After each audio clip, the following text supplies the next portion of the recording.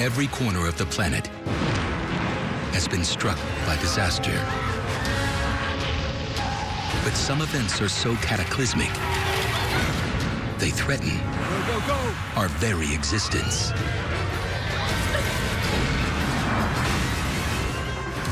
It's a dangerous universe. There's a lot of ways the human race can go extinct. Will you be ready? When Doomsday strikes, can any of us survive?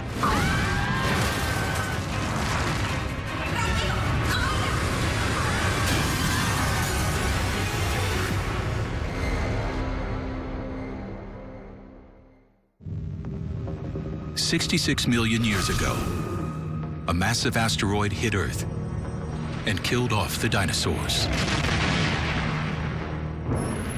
What if the same size rock struck the planet today? Would you survive? On the scale of disasters, this would really challenge humankind to survive. Think of your world and then turn everything upside down. You will do anything for your loved ones. At that point, it's survive or die.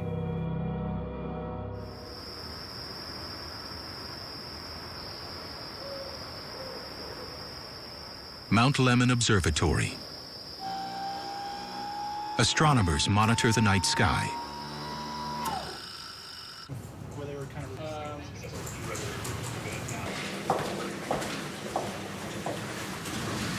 It's a routine evening.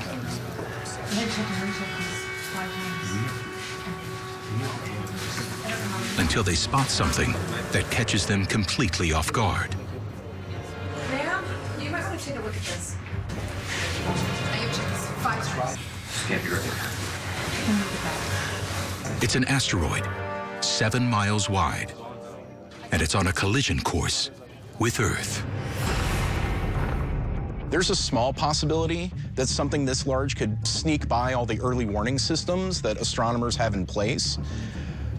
And if that happens, there's this event, and there's nothing we can do. Asteroids are leftover debris from the formation of our solar system. About 100 tons of these space rocks plunge into the Earth's atmosphere every day. Most are so small that they burn up before hitting the ground. But larger asteroids pose a threat to humanity.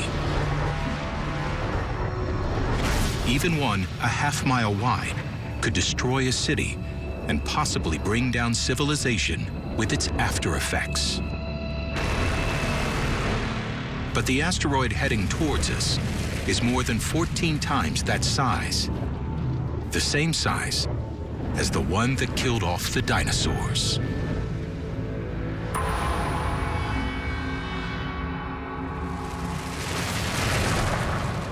Falling at 43,000 miles per hour. There's no time to destroy or deflect it.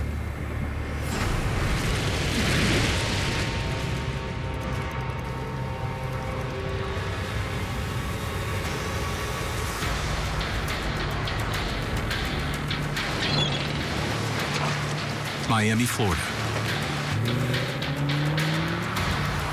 It's a busy day on South Beach.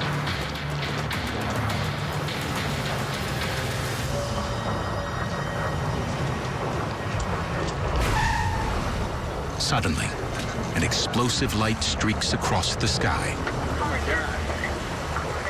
What you'd see is a small spot in the sky that would increase in brightness to an unimaginable amount.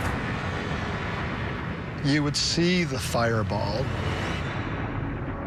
and it would almost look like a second sun in the sky. If you could somehow be right behind the asteroid as it punches a hole through the atmosphere, there would be this perfect window to the cosmos. in the middle of this expanse of daylight sky. It would be like a black hole opened up and you could see through it into space. The atmosphere is shock heated. You're effectively opening up a rarefied channel through the atmosphere for the several seconds that this mountain is just booming through the atmosphere, which rapidly fills in again. It won't be the last Miami sees of the killer asteroid.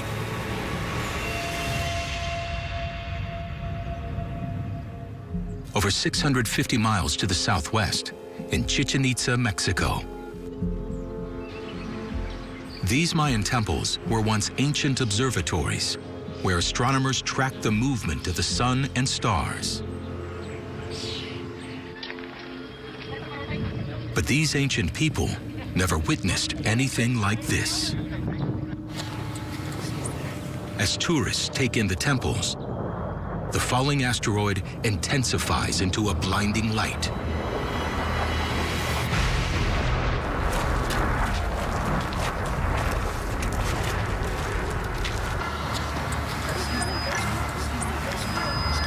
Oh my God, what is that? Oh my God, we have to go, we have to go! If you were looking up at the place where the asteroid is coming in, that could burn your skin and cause even permanent blindness if you were looking right at it. The asteroid is headed for the Gulf of Mexico, over 500 miles off the coast of Florida, near the Yucatan Peninsula. The exact spot where the dinosaur killer asteroid struck. Seconds later, impact.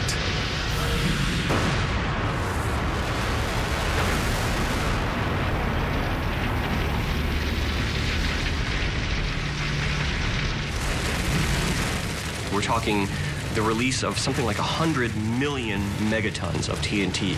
That's something like 7 or 8 billion Hiroshima bombs all in one place, all at one instant.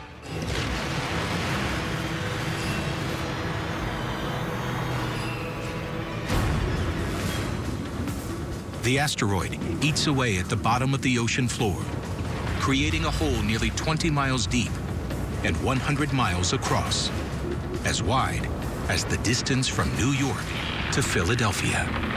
The excavation of this very large crater actually, to our eyes, would almost appear to happen in slow motion.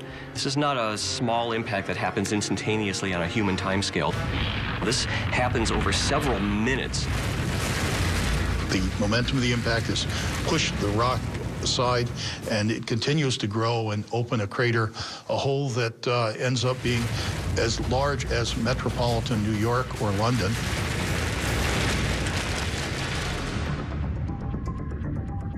"11 seconds after impact, the energy strike produces thermal radiation. Waves of intense heat travel out in all directions across the surface of the Earth at 670 million miles per hour. Thermal radiation is just like the infrared light that's emitted by a fire or glowing embers. You're not directly seeing, you're just feeling it.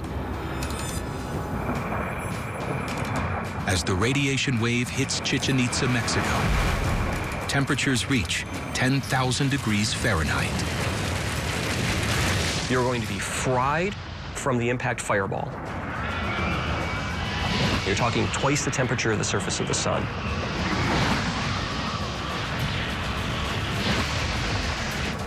Anybody within a 200-mile radius of the explosion doesn't even have a chance to run. They are instantly killed. But the destruction quickly spreads far beyond the impact zone.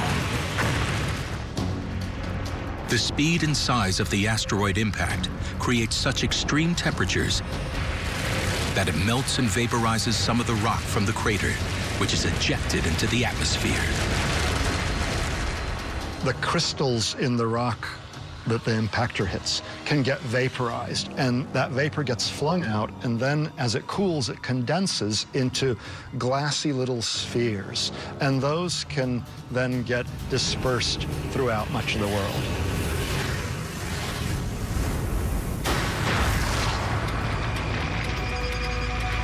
The debris rains down on cities within about 600 miles of the impact. From Houston and New Orleans to Mexico City, with its population of 20 million people.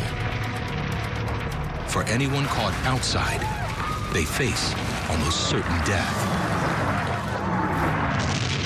Think sort of like a volcanic eruption, the way that you think of material falling out of the sky. Mexico City will be covered with tons of ejecta from the blast, scorching chunks of the Earth's crust that will incinerate, burn anything they touch. Including humans. Anyone this close to the impact is burned or crushed by searing hot debris.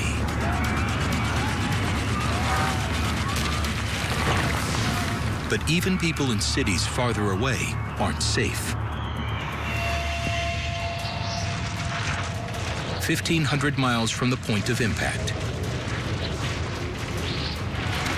New York City is hit with chunks of rock and intense heat. That ejecta, it's been pulverized to smaller sizes. It's entering the atmosphere at very, very high speeds, enough to actually heat the upper atmosphere. The upper atmosphere is now radiating down on you like a sun lamp. From Central Park to the mountains of Maine, the entire eastern seaboard becomes a blazing inferno. The first thing that would happen is that the leaves would begin to steam a little bit, and then pop, and then turn brown and smoke, and finally burst into flame.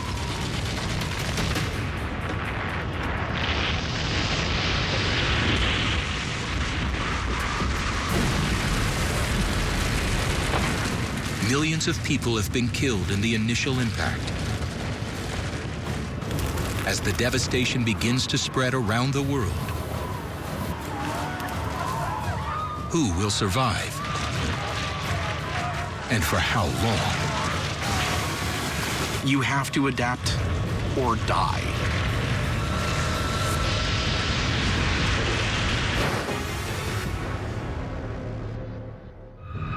"66 million years ago, a massive asteroid strike killed off the dinosaurs.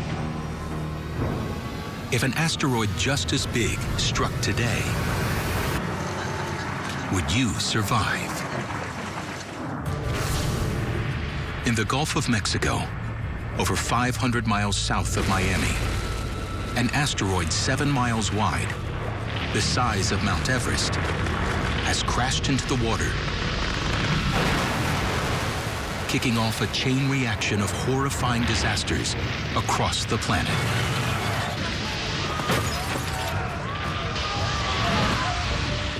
If an event the same as what killed the dinosaurs happened today, you're talking about the near complete destruction of anything and everything on the planet. There's no place on Earth that is actually safe from an impact of this scale. Within minutes, the asteroid impact unleashes a wave of thermal radiation and sends trillions of tons of rocky debris crashing across the globe. And now, the Earth begins to tremble. The asteroid strikes the planet with such force that it triggers earthquakes that travel from the impact site in all directions.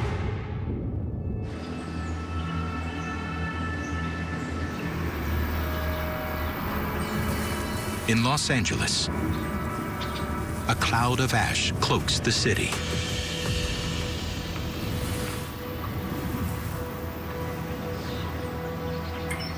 Minutes later, a massive earthquake shakes Southern California to its core.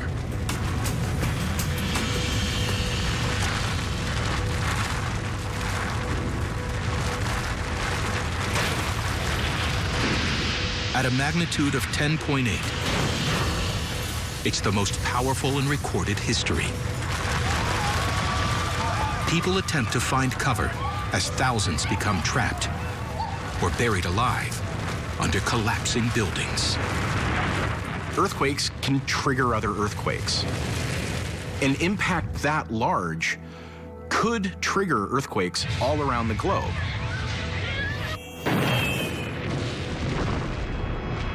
We could have cascading earthquakes all the way from Mexico up to Alaska on that plate boundary.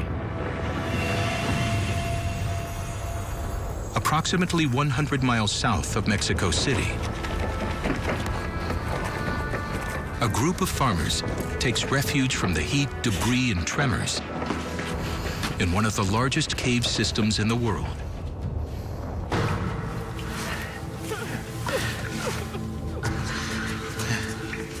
But they're far from safe.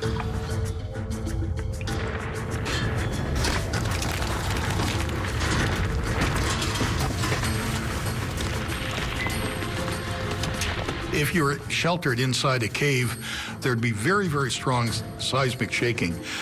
Certainly, even if the whole cave didn't collapse, you'd have blocks falling off the ceiling. Your entrance would be buried by very hot material that you wouldn't want to go near. As the farmers try and wait out the destruction,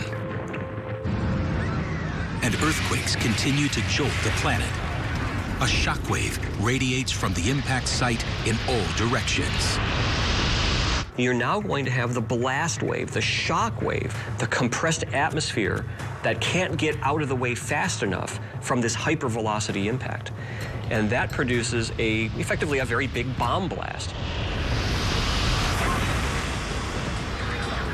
The blast of air hits places like New Orleans and Mexico City at 875 miles per hour, almost 3 times the speed of the fastest tornado on record. For those caught in these fierce winds, there's nowhere to run or hide. This supersonic wind could knock people off their feet, and the whole city is now covered in shrapnels of glass as material continues to fall from the sky. It would be obviously the loudest sound you've ever heard. The concussion from an event like that is going to burst your lungs, rupture your internal organs. You're going to die pretty much immediately from a blast like that. With many parts of the U.S. either completely destroyed or on fire, the shockwave and ejected rock and dust now make their way across oceans.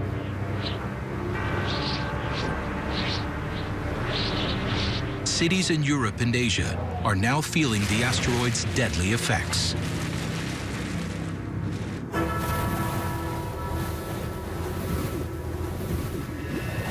In London, England, people flee the streets under attack from the scorching heat and debris.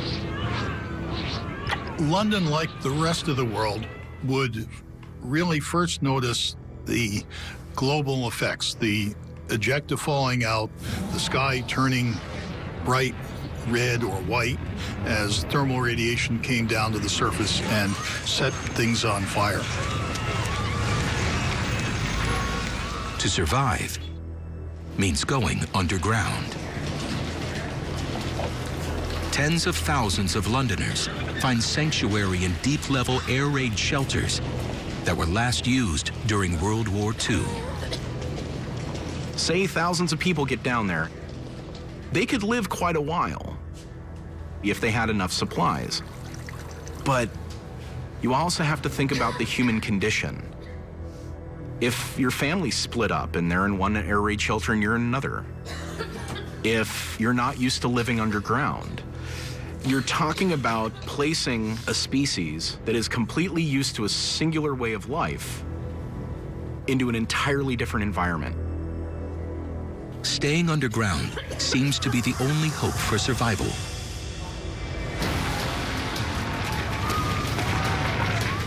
As people all over the world seek refuge below the surface, how long can they really survive?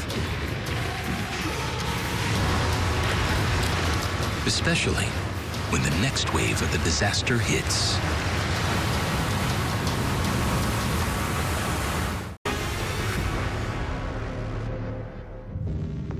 "66 million years ago, An asteroid impact wiped out most life on Earth.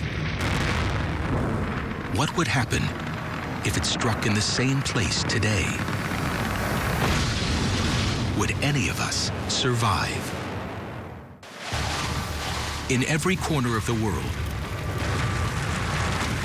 human civilization is under attack from a series of catastrophes triggered by the massive impact.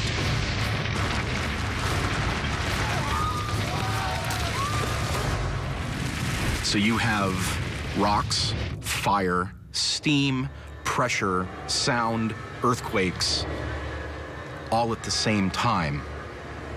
It's literally an apocalypse.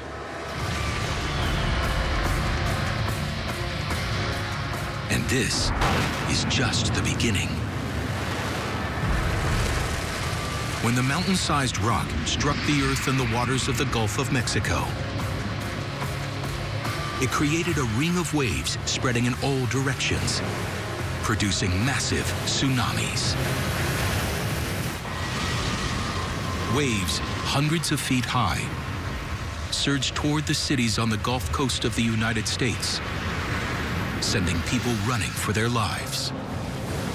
We're talking about massive waves, not one, but there's actually many waves separated by minutes that will impact the coast and engulf anything and everything in its way.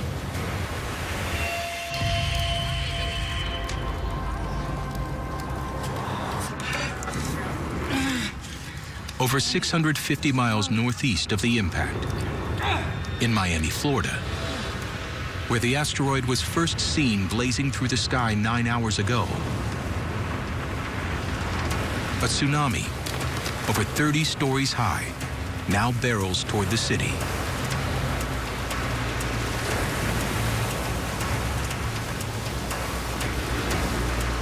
In the peninsula of Florida, your highest points are only, maybe 100 feet above sea level. A tsunami of that magnitude is going to be pretty devastating. A wall of water blasts through Miami like a wrecking ball. The wave churns up broken glass and metal that pulverizes people struggling to swim to safety.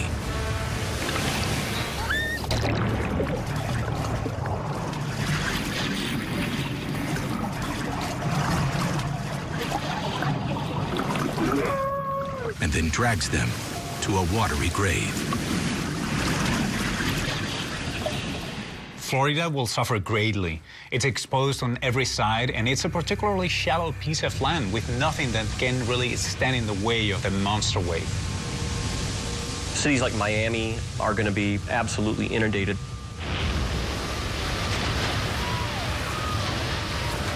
We know from the geologic evidence after the dinosaur-killing impact, tsunamis raced inland deep enough to uproot forests and drag them back out into the Gulf.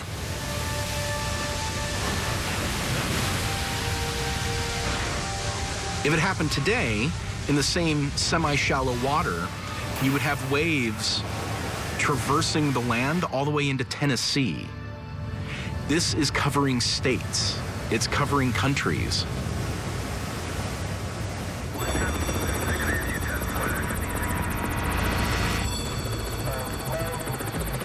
After tsunamis ravaged the U.S. coastline along the Gulf of Mexico, approximately 100 miles south of Mexico City, the group of farmers who fled into one of the largest cave systems in the world has survived the immediate effects of the disaster. They dig their way out of the cavern, only to discover an apocalyptic wasteland. Everything on Earth is either dying, is on fire, or has collapsed. You are walking out of this cave system into a modern hellscape. The landscape would look like the moon. There'd be rocks everywhere. It would be an utterly devastated landscape. If you've initially survived in the cave, you're still in deep trouble because now you're going to have to forage for food. The rotting corpses of animals that were killed. Probably any vegetation on the surface is going to be unedible. Within 1 week of the asteroid strike, the farmers' chance of survival looks grim. And they're not alone. A quarter of the world's population is already dead. Can mankind hold out? Or is this the beginning of the end?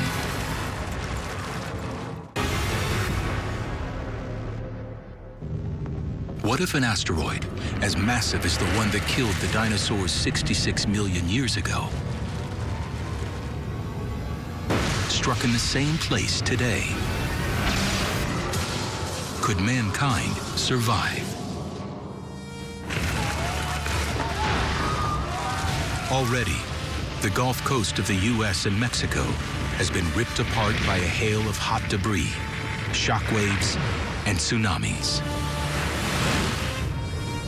Southern California and parts of Asia have been rocked by earthquakes and searing temperatures.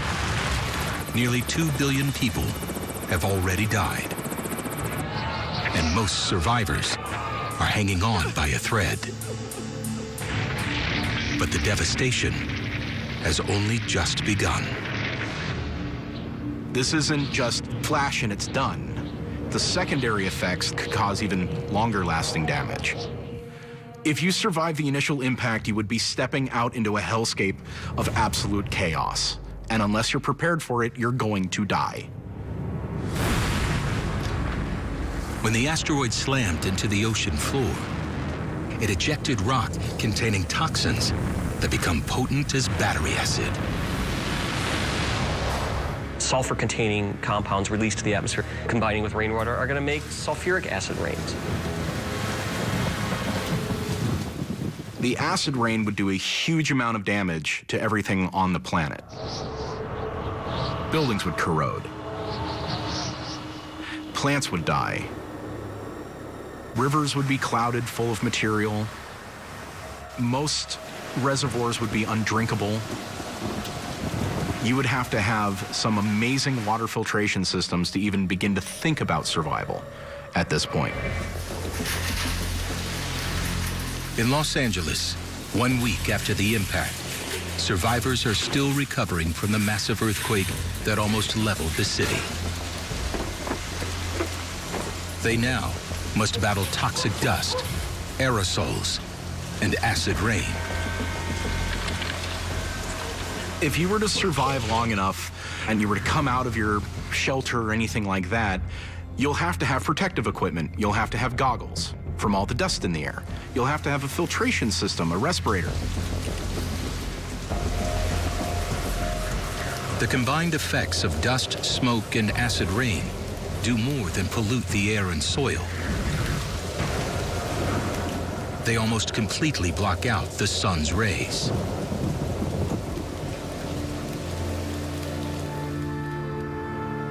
Without sunlight, plant photosynthesis stops.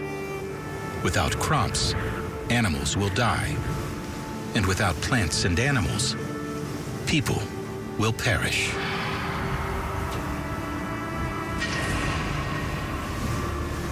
Effectively, the whole food chain is broken. We know that the extinction nearly 66 million years ago was a global event because beyond just the dinosaurs dying, we know that roughly 2/3 of all species of life perished throughout the world. And so this impact had to have global consequences. Changing the atmospheric composition, that's going to severely affect agricultural plants. And there's going to be a lot of people out trying to scavenge food beyond their local supermarkets, that's for sure. You will do anything for your loved ones. That includes instituting survivalist tribal war to try and get someone else's resources. At that point, it's survive or die.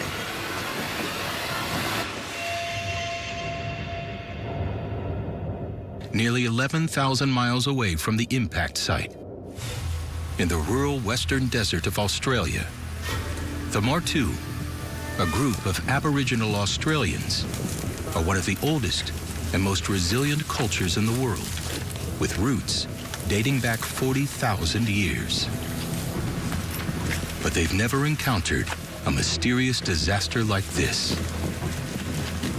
The lingering acid rain wreaks havoc on the landscape and slowly kills off their main food source, kangaroo. But the Martu are resourceful. They set small bushfires to expose the burrows of lizards.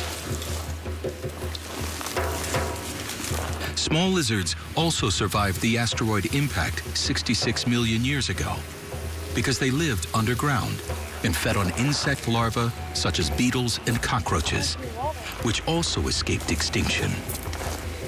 The Aboriginal people may fare fairly well. They are used to rooting out, almost literally, food sources. They are used to hunting and gathering and having a deep knowledge of the world in a way that city dwellers don't. But while the Martu use primitive hunting skills to try to stay alive,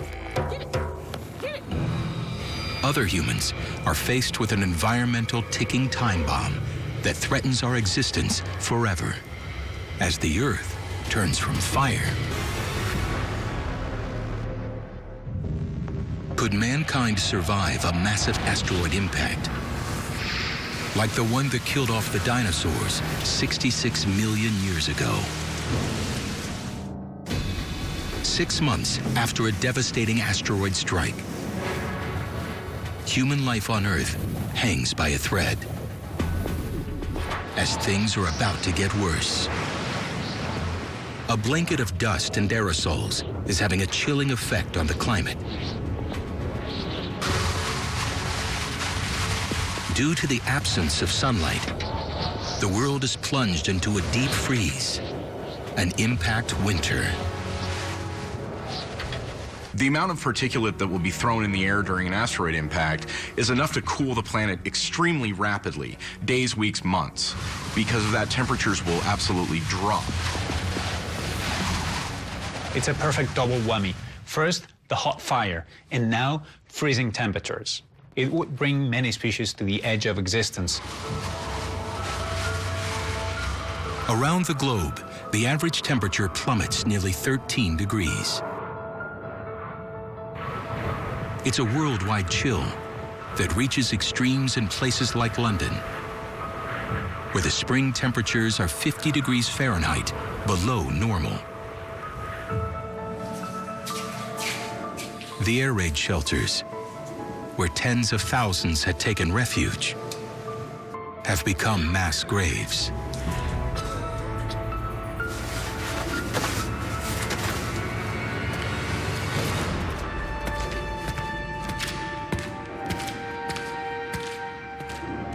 The survivors have no choice but to brave the elements in search of food and water,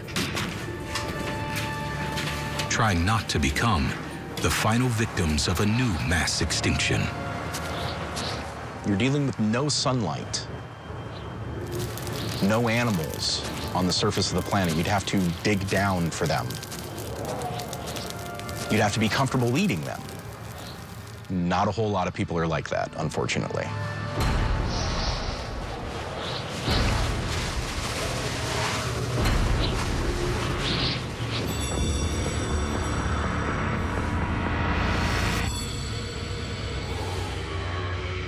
One year after the asteroid impact, the toxic dust begins to dissipate across the globe, allowing the sun's rays to reach the Earth's surface once again. But with this, another danger awaits the survivors. The Earth's ozone layer, an atmospheric shield in the planet's stratosphere, is completely destroyed. The impact would eject a lot of compounds that would react with Earth's ozone layer in the upper atmosphere, destroying them. And then the sun's ultraviolet radiation would be much more likely to penetrate through Earth's atmosphere, react with our living cells, and cause mutations, most of which are hazardous to our health. If you get too much ultraviolet radiation, it causes all sorts of biological damage. You can get skin cancers, you can get burns, it causes cataracts. In Los Angeles, London, Mexico City, and other places around the world, ozone depletion isn't the only new danger. Once the dust and toxins have settled, temperatures begin to rise due to the enormous amount of carbon dioxide that has been released. You'd have an increased warming, an elevated greenhouse effect, because various limestone-type rocks would have been vaporized by the impact. That would send the carbon dioxide into the atmosphere. And it circulates around the planet. Temperature rises as much as maybe 10 or even 12 degrees globally.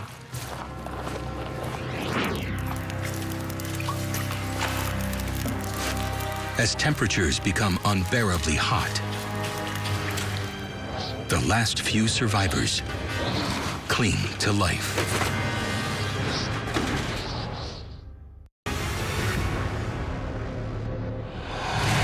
"66 million years ago, a massive asteroid struck planet Earth, leading to the extinction of the dinosaurs. Could humans survive if the same thing happened today?"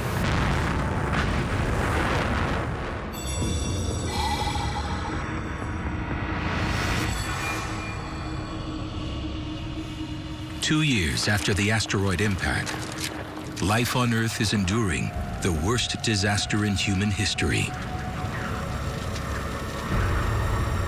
At least half the world's population of 7 billion has perished. There's going to be so much devastation and so much chaos that it's going to be Mad Max world. No person alive on the planet at the time of the impact will ever see a normal life after that.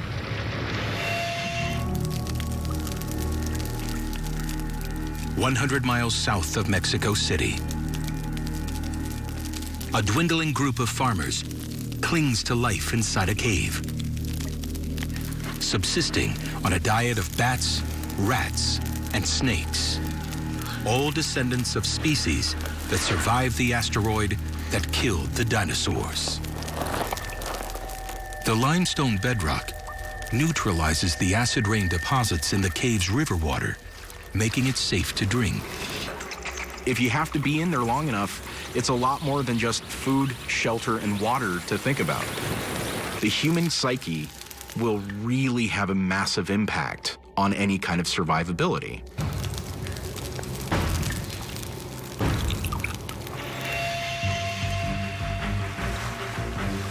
Over 1,500 miles to the north, in New York City, sparse pockets of humanity sleep in the day to avoid the harsh environment outside. They troll subways and alleys at night, hunting for rats and possum.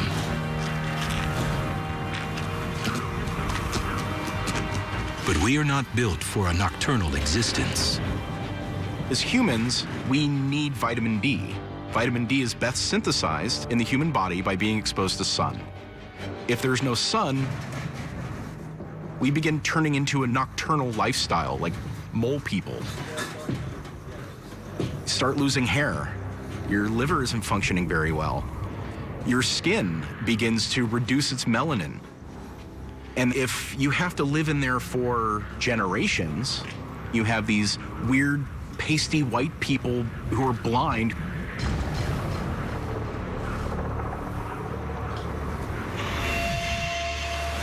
Halfway around the world, the Aboriginal Martu have migrated to the west coast of Australia. They spend much of the day in coastal caves, protected from the UV rays and searing heat. At dusk, they hunt for turtles, one of the few marine creatures that have endured the disaster. Turtles survived the impact 65.5 million years ago because they are great at adapting. They can survive huge temperature variations, acidity levels. They could eat dead carcasses. They could eat seaweed and anything falling through the water column. By relying on creatures like these for food, the Martu will be among the last survivors on planet Earth. But the asteroid impact will decimate the human population as a whole.